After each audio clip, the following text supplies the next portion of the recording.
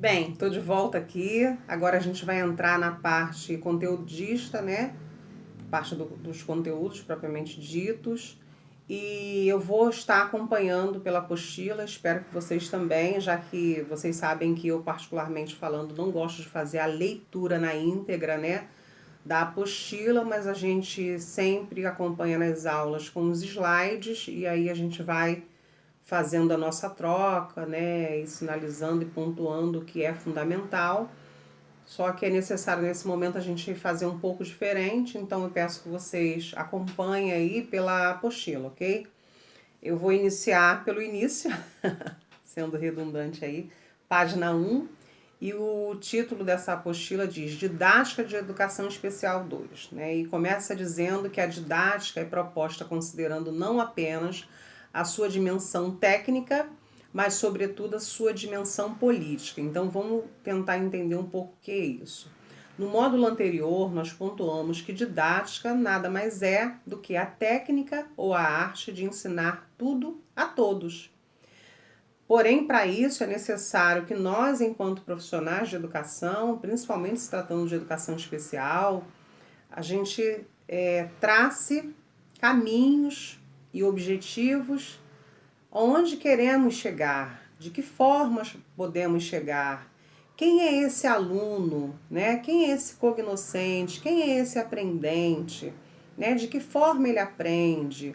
E mediante isso eu vou traçando os caminhos que eu vou percorrer para que o objetivo final seja atingido, que todos nós temos como objetivo fazer com que o nosso aluno aprenda, não é verdade? Independente de deficiência, de transtorno, de síndrome, desculpa, a gente quer que ele aprenda e ele tem essa capacidade de aprender, independente do transtorno, né, da deficiência, ele tem.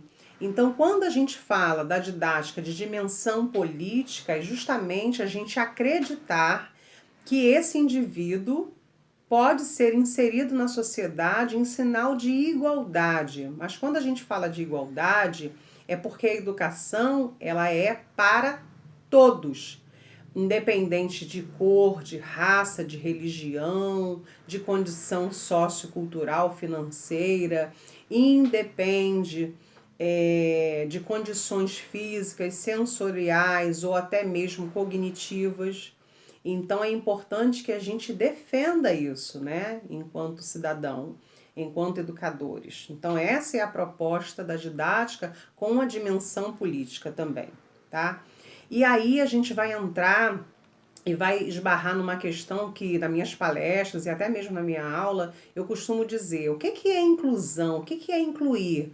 E eu sempre ouço dizer que incluir, professora, incluir é tratar com igualdade aquele que tem deficiência daquele que não tem. Opa, peraí, né? Durante muitos anos, em várias palestras das quais eu já ministrei, várias escolas que eu visito, eu ouço sempre essa mesma informação. Tratar com sinal de igualdade. Porém, todavia, igualdade não significa que aquela criança vai alcançar. Então, de repente, o que eu uso de recurso para um, para o outro não vai funcionar, né?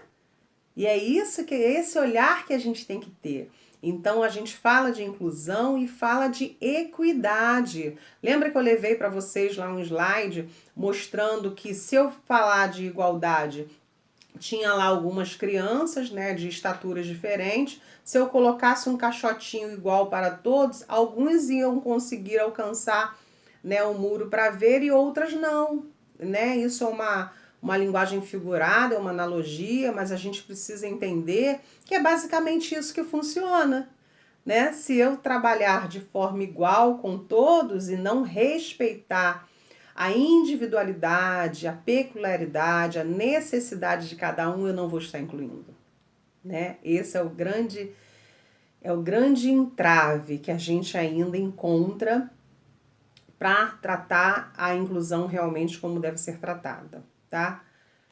E aí vamos continuar lá. Eu tô na página 1, tá, gente? Ele tá falando sobre tudo isso que eu falei aí, vocês vão estar lendo, vocês vão estar vendo.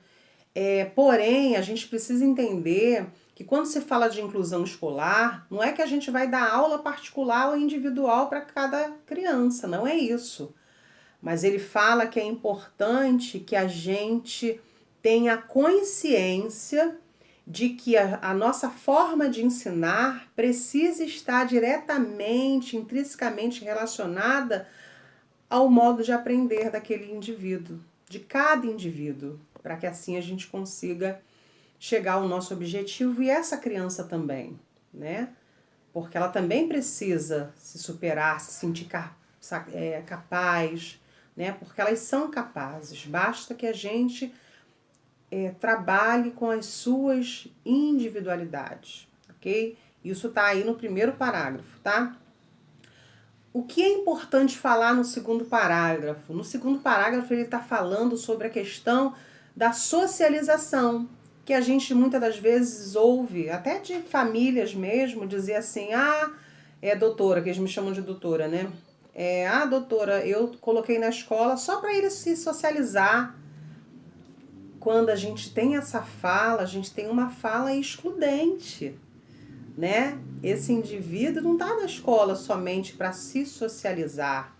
Muitas escolas acabam fazendo isso, né? Recebem esse aluno, até porque não pode se negar a matrícula de uma criança especial, né? Recebe, coloca lá na sala de aula bonitinho, faz o pai e a mãe comprar o material, que às vezes nem é necessário, tá, gente?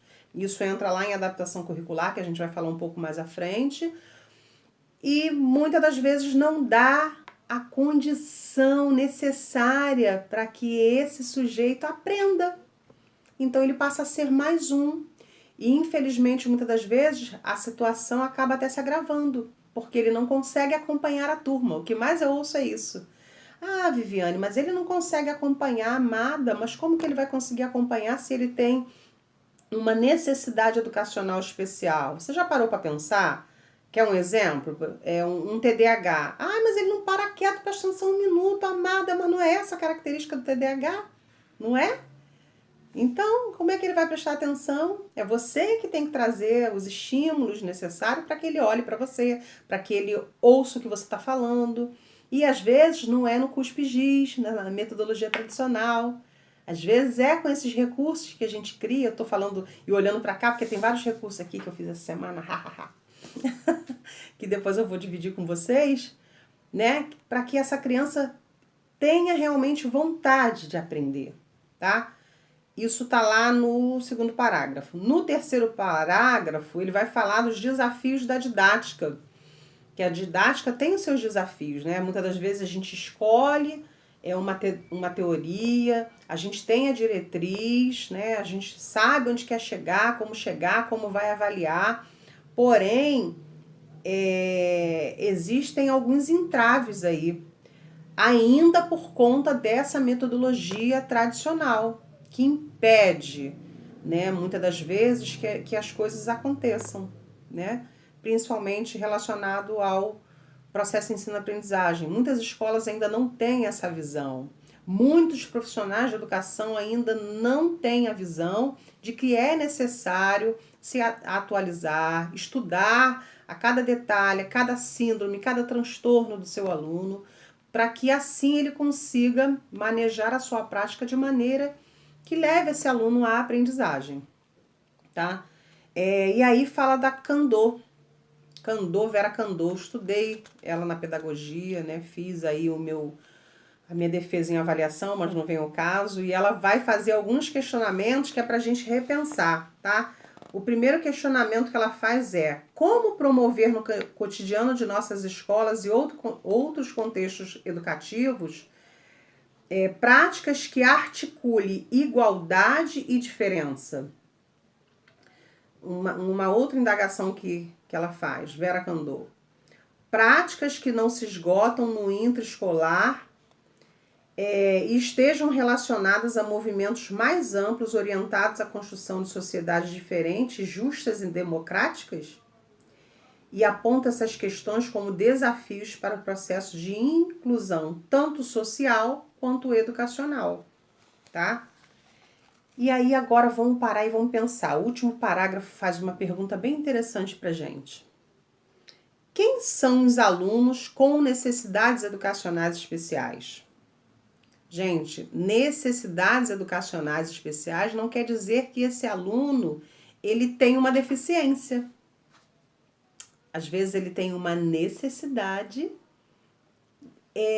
especial para aprender determinados conteúdos, determinados conceitos. De repente ele não consegue alcançar. Quer ver uma coisa? Ó, eu, assim como vocês não sei, sempre tive dificuldade em matemática, não vou negar. Mas quando eu conseguia perceber no meu dia a dia a coisa concreta, aí eu conseguia. Então, muitas das vezes, dependendo da modalidade de aprendizagem de cada um, o que vai acontecer é isso. Que às vezes um precisa de um diferencial, tá? Até porque dificuldade de aprendizagem não está ligada a transtornos de aprendizagem, ok? Porque dificuldade de aprendizagem são questões momentâneas. Às vezes o aluno está com dificuldade de aprendizagem porque ele perdeu um ente querido da família, um bichinho, ele mudou de escola, né? Ele está com problemas emocionais, enfim, existe uma série de fatores externos que podem vir a influenciar nessa aprendizagem, né? Os pais se separando, ficaram desempregados, os pais que brigam muito, e a criança às vezes na escola vai ficar pensando naquilo ali e em decorrência disso ele vai apresentar uma dificuldade de aprendizagem pontual, que muitas das vezes você vai criar uma estratégia e vai sanar aquela dificuldade num dado momento. Porém, todavia, infelizmente, às vezes a gente está tão envolto a cumprir planejamento, né, a cumprir conteúdos estabelecidos que a gente acaba não mantendo esse olhar que é necessário, tá? Eu vou parar por aqui e aí vou para a página 2, para não ficar muito extenso, que eu tô vendo que são quase 12 minutos de vídeo, para não ficar cansativo, ok? Até daqui a pouco!